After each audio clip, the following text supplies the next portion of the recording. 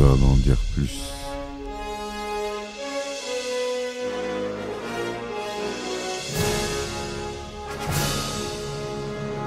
Eh ben attendez, on est en France. Allez, cul sec. Hop.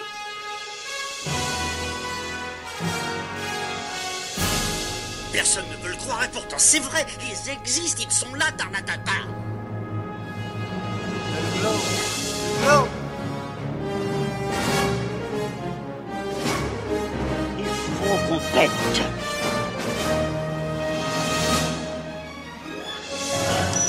Voyons, circuit branché, convecteur temporel temporisé. Bonjour, bienvenue sur Histoire d'en dire plus. Aujourd'hui, on reprend le réalisateur Martin Scorsese pour un autre de ses films de gangsters. Un des plus gros succès, un des plus grands films de gangsters de tous les temps. C'est Les Affranchis. Allez, c'est parti mon kiki. Alors, Les Affranchis, ou en original Goodfellas, est un film de gangster américain réalisé par Martin Scorsese, sorti en 1990. Le scénario, coécrit par Martin Scorsese avec le journaliste Nicolas Pileggi, est adapté du livre de Pileggi, West Guy, en 1986, qui raconte l'histoire vraie du gangster new-yorkais Henry Hill. Le film retrace l'ascension et la chute d'Henry Hill, interprété par Ray Liotta, et deux de ses amis, Jimmy Conway, Robert De Niro, et Tommy DeVito, Joe Pesci, des mafieux appartenant à la famille Lucchese, l'une des 6 familles mafieuses de New York. La période couverte par l'histoire va de 1955 à 1980. La distribution compte également Lorraine Bracco et Paul Sorvino parmi les acteurs principaux. Originellement, Martin Scorsese voulait appeler le film West Guy, du nom du livre de Nicolas Pileggi, mais ce titre était déjà utilisé en version originale pour une série télé en fin de diffusion. Il se tourne donc vers le titre Goodfellas. Les Affranchis est un succès au box-office américain avec plus de 46,8 millions de dollars de recettes pour un budget de 25. Il reçoit aussi d'excellentes critiques. Le film est nommé pour 6 fois aux Oscars, incluant celui du meilleur film et du meilleur réalisateur. Joe Pesci remportera celui du meilleur acteur dans un second rôle. Scorsese reçoit 5 récompenses des BAFTA, incluant celle du meilleur film et du meilleur réalisateur. Le film est par ailleurs nommé meilleur film de l'année par plusieurs groupes de critiques. Les Affranchis est généralement connu comme l'un des films de gangsters les meilleurs de tous les temps. En 2000, il est sélectionné par le National Film Preservation Board du National Film Registry, auquel je me réfère souvent, afin d'être conservé à la bibliothèque du Congrès des États-Unis pour son importance culturelle, historique, ou esthétique. Par la suite, Scorsese réalisera 3 autres films sur le crime organisé, Casino en 1995, ainsi que Les Infiltrés en 2006, et The Irishman, dont j'ai fait le podcast que je vous invite à écouter, en 2019. Sa réalisation et son style de narration dans Les Affranchis ont inspiré d'autres réalisateurs de films et de séries télévisées. Oui, parce que c'est une sacrée référence, ce film. Donc on l'a dit, dans les acteurs principaux, Ray Liotta, Robert De Niro, Joe Pesci, Lorraine Bracco, Paul Sorvino. C'est un film qui dure 146 minutes. Il est sorti en 90, on l'a dit. Le synopsis. Alors, belle intrigue, vous allez voir. Dans la séquence d'introduction du film, où lui et ses collègues sont en train d'assassiner un homme, le personnage principal, Henry Hill, un citoyen américain d'origine italo-irlandaise, Henry Hill, qui est joué par Ray Liotta, je vous le rappelle, parle de son enfance à New York en 1955 et admet « Autant que je me souvienne, j'ai toujours rêvé d'être gangster ». En effet, déjà à cette époque, Henry était fasciné par le train de vie qu'ont les truands de la mafia, notamment ceux de la famille Lucchese, une équipe de mafieux qui évolue dans son quartier new-yorkais ouvrier de Brooklyn, à cette époque majoritairement peuplé d'habitants d'origine italienne. Rêvant de leur ressembler, Henry décide d'embrasser une carrière de criminel.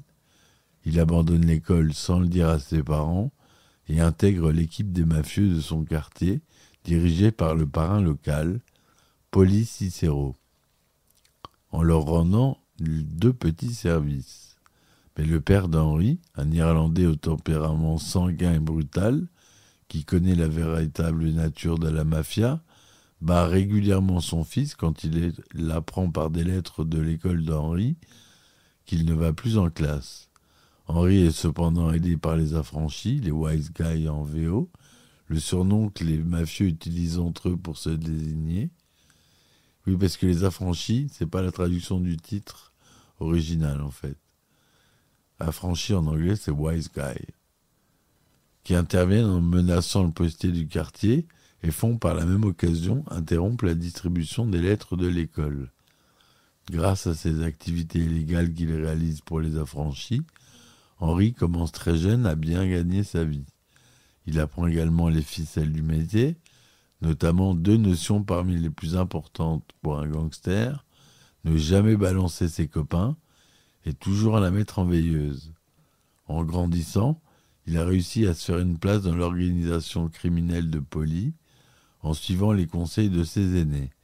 Il est notamment présenté à l'associé de Paulie, Jimmy Conway, un Américain d'origine irlandaise, ainsi qu'au truand américano-italien Tommy DeVito, un psychopathe dangereux et impulsif.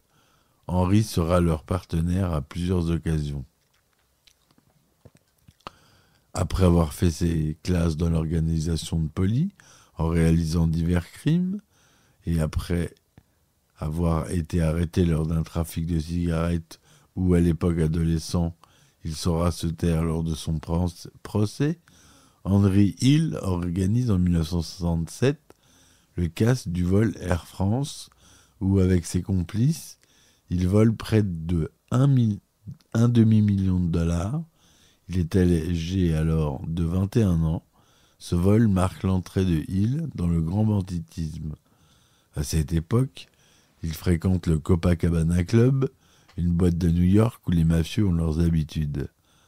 Il rencontre à la même période celle qui deviendra son épouse, Karen, une Américaine d'origine juive. Au début de leur relation, Karen admet être excitée par les histoires de bandits auxquelles Henry est mêlé. Ce dernier, utilisant son aplomb et son charme pour la séduire après un premier rendez-vous qui s'était mal passé entre eux, elle tombe également sous le charme quand Henry la venge d'un homme, un voisin d'en face de chez elle, qui avait tenté d'abuser d'elle. Henry lui casse le nez avec la crosse de son revolver et menace de le tuer. Les deux se marient peu après et fondent une famille. Karen, apprenant les activités criminelles de son mari, sans que cela ne l'émeuve beaucoup, et fréquentant la famille des affranchis, notamment les épouses des autres truands, qui vivent en milieu clos les uns avec les autres. En juin 1970, alors propriétaire d'un bar dans l'arrondissement du Queens, Henry assiste les truands Tommy DeVito et Jimmy Conway quand ces derniers tabassent de son établissement le capot, le chef, Billy Batts de la famille Gambino, après que ce dernier, récemment sorti de prison, a manqué de respect à Tommy en le traitant de cireur de chaussures, une occupation de Tommy quand il était jeune. Batts, en tant que haut gradé de la famille Gambino, s'était permis de railler Tommy en se croyant intouchable, car du fait de son titre, il ne pouvait être attaqué sans l'accord des autres membres de sa famille. Se rendant compte que cet acte pourrait entraîner leur mort à tous les trois, Henry, Jimmy et Tommy cachent le corps de Batts tout ensanglanté bien qu'encore vivant, sans que ces derniers ne le sachent, dans le coffre de la voiture d'Henry, et après l'avoir entendu se débattre dans le coffre, comme montré dans la séquence d'introduction du film, décide d'aller le tuer et de l'enterrer dans un endroit isolé, hors de la ville. Ils seront contraints de déterrer son cadavre et de le changer d'endroit 6 mois plus tard, quand celui-ci menace d'être découvert au cours de travaux d'un projet immobilier. Henry, tout en étant marié, entretient une relation extra-conjugale notoire avec une autre femme, Janice Rossi. Quand Karen s'en aperçoit, elle menace de tuer Henry avec son revolver, mais ce dernier parvient au dernier moment à lui faire reprendre raison. Peu après, Polly, essayant d'arranger le coup, envoie Henry accompagner Jimmy Conway à Tampa, Floride, pour récupérer l'argent d'un bookmaker. Pour intimider le mauvais payeur, les deux hommes suspendent leur victime au-dessus d'une cage à lions d'un zoo, mais finissent néanmoins en prison, la sœur du parieur se révélant être une secrétaire du FBI qui les dénonce à la police. Henry et Jimmy sont condamnés à 10 ans de prison. Henry purge sa peine dans une prison de New York. Jimmy, quant à lui, est incarcéré à Atlanta. Il y retrouve Polly, qui purge une peine d'1 an pour outrage aux forces de l'ordre, et par manque d'argent se résout à faire secrètement un trafic de médicaments pour subvenir aux besoins de sa famille. Henry est libéré en 1978. Par la suite, Henry et la bande des affranchis de Polly commettent un très gros coup, le vol de la compagnie aérienne Lufthansa, dérobant près de 6 millions de dollars à l'aéroport de New York. L'affaire, qui fait sensation, est relayée dans les médias, les policiers s'activant pour retrouver les coupables. Durant la même période, Henry s'implique de plus en plus dans son trafic de stupéfiants et du fait de son succès, prend comme associés Jimmy et Tommy, alors que leur boss Polly avait interdit à quiconque de son équipe de tremper dans ce genre d'activité. Henry poursuit son infidélité avec une amie de Janice, Sandy, une toxicomane qui participe à son trafic de stupéfiants. Les choses commencent à mal tourner quand plusieurs membres de la bande se mettent à acheter des biens extravagants et tapageurs avec leur part de l'argent du vol de la Lufthansa, ne suivant pas le conseil de Jimmy, qui leur avait pourtant dit de ne pas attirer l'attention sur eux. Jimmy, devenant paranoïaque, fait assassiner petit à petit tous les membres de l'équipe ayant participé à l'opération, de peur de se faire prendre par la police. Henry, qui s'était tenu tranquille, est épargné. Tony se fait ensuite tuer. Alors qu'il est nommé capot par ses chefs, il est tué par Teddy, le frère de Polly, et Vinny, les chefs de l'organisation, après que ses supérieurs ont découvert qu'il était impliqué dans l'assassinat de Billy Batts, et aussi pour plusieurs autres choses. Cette mort entraîne le chagrin de Jimmy Conway, ami proche de Tommy, mais Henry affirme qu'ils ne peuvent rien y faire, car ce sont des histoires de macaroni dont lui et Jimmy, n'étant pas intégralement issus de parents italiens, sont étrangers. En 1980, Henry Hill est l'un des rares survivants de la bande des affranchis de Polly. Il s'apprête à faire un gros coup dans le trafic de stupéfiants avec ses associés de Pittsburgh. Mais à cause de sa forte dépendance à la cocaïne, il commet des impairs et après avoir été trahi par une de ses équipières qui a fait l'erreur de téléphoner chez lui et non d'une cabine téléphonique, il est arrêté par la DEA qui l'attrape chez lui par surprise dans une opération menée de longue date. De retour chez lui à sa sortie d'interrogatoire, Henry apprend que Karen, qu'elle a vidé l'équivalent de 60 000 $ de cocaïne dans les toilettes, ayant eu peur que tous les agents des narcotiques n'entrent chez eux pour fouiller leur domicile. Ce qui était la planche de salut pour Henry, maintenant évanoui, le met lui et dans sa famille dans un total dénuement. Désespéré, Henry sollicite en dernier recours l'aide de Polly, mais celui-ci lui rappelle qu'il lui avait interdit de se mêler au trafic de drogue. Ne croyant plus en sa loyauté, et cerné aussi par la police qui cherche à le coincer, Polly se voit forcé de tourner le dos à Henry, mais ému par sa déchéance, elle lui donne toutefois $3200, tout ce qu'il a en poche, et lui dit de ne plus chercher à le revoir. Henry sollicite peu après l'aide de Jimmy, mais n'ayant que peu de confiance en ce dernier, il envoie Karen récupérer l'aide promise par Conway. Mais quand Karen revient chez eux, affolée et en pleurs, elle l'informe qu'elle a découvert que Jimmy se préparait à la faire éliminer par ses sbires. Henry rencontre ensuite Jimmy pour la dernière fois, quand celui-ci lui demande d'aller régler un problème hors de la ville avec un complice. Henry flaire le piège et comprend que Jimmy veut sa mort. Il décide alors de parler aux policiers.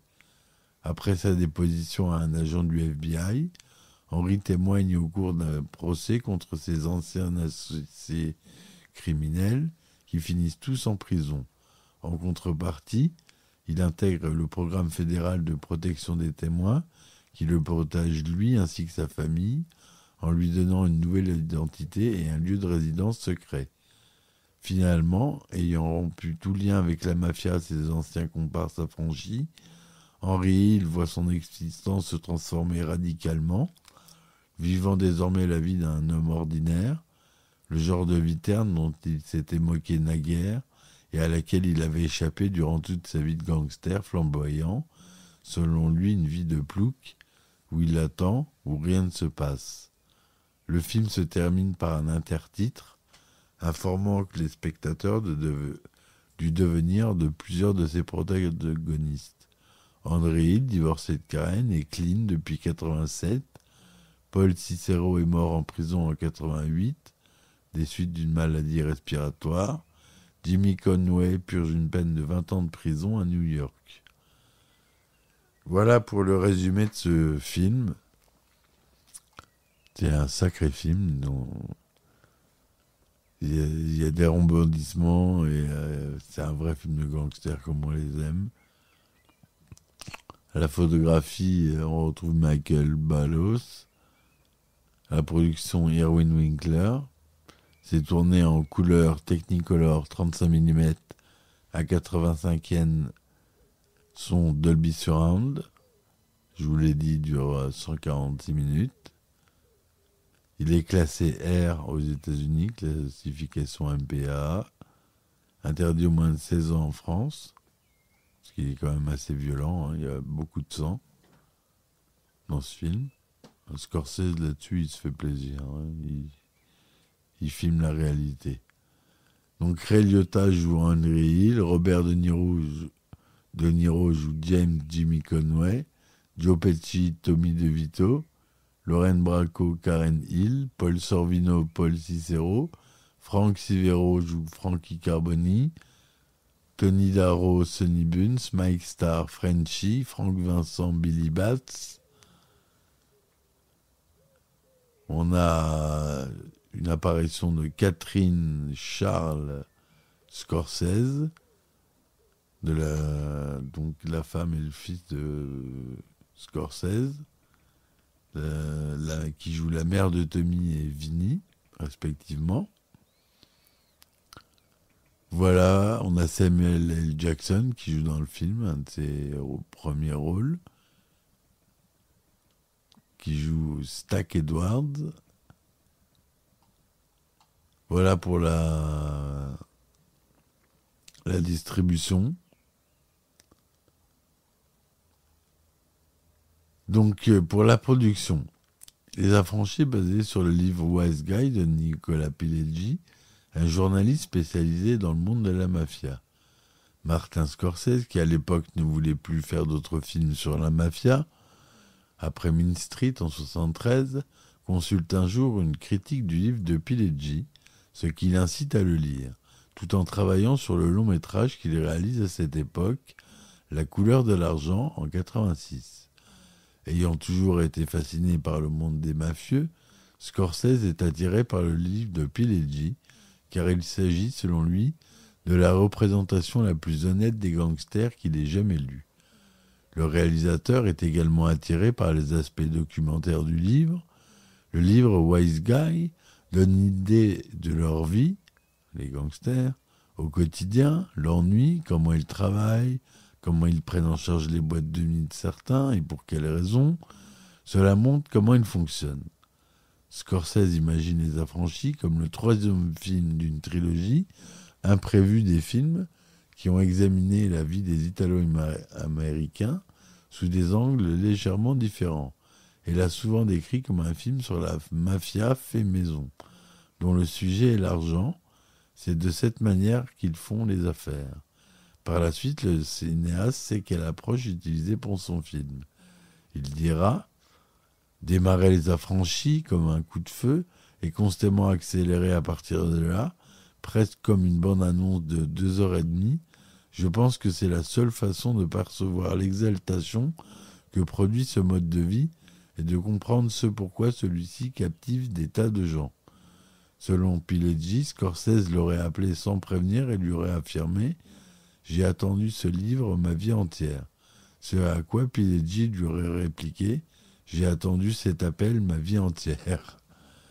À l'origine, le film devait être tourné avant la dernière tentation du Christ en 88, mais lorsque les fonds de la dernière tentation du Christ furent rassemblés, Scorsese décida de reporter le tournage des Affranchis.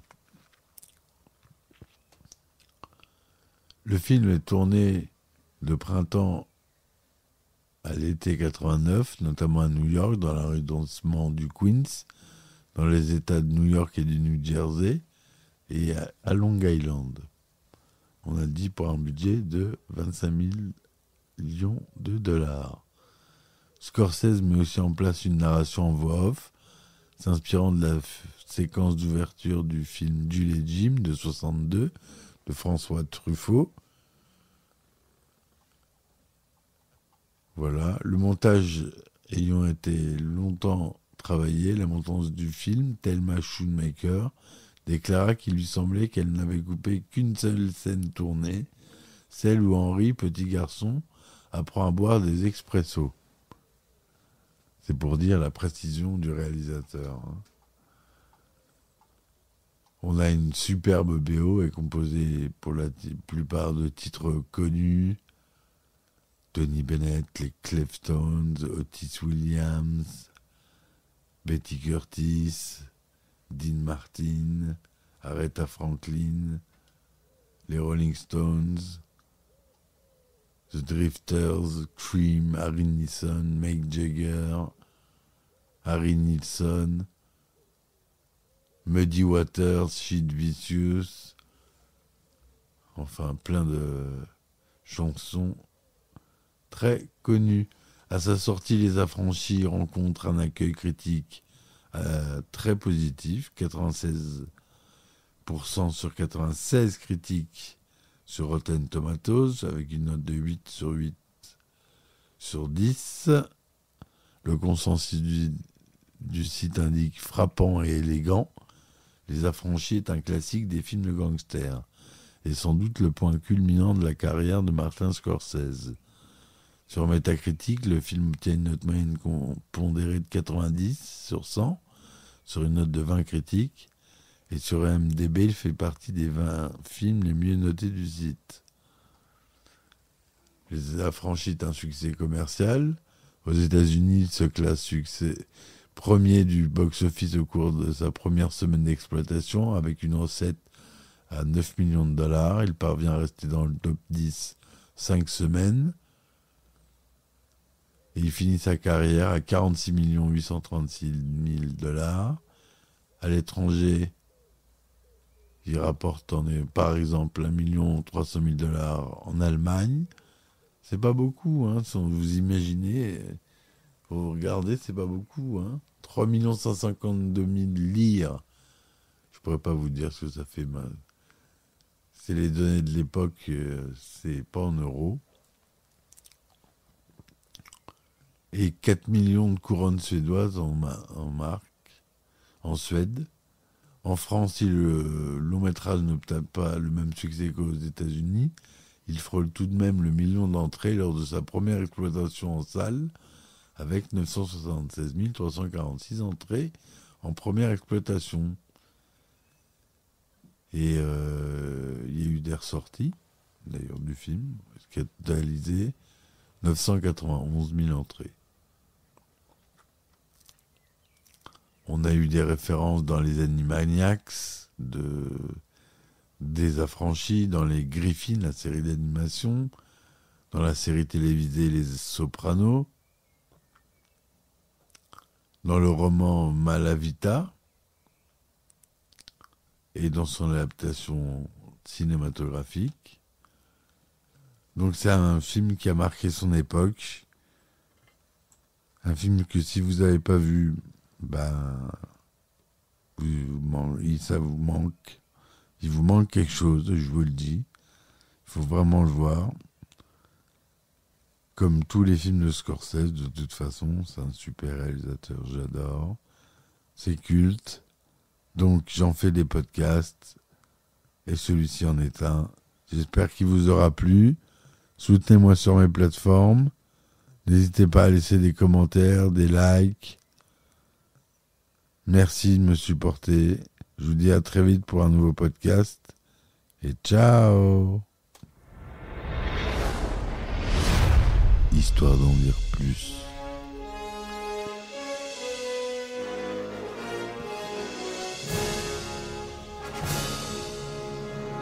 Eh ben attendez, on est en France. Allez, cul sec. Hop.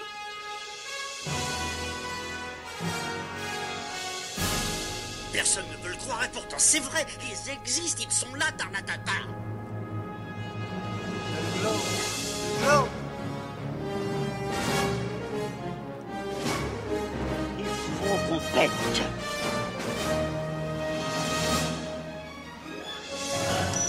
Voyons, circuit branché, convecteur temporel temporisé.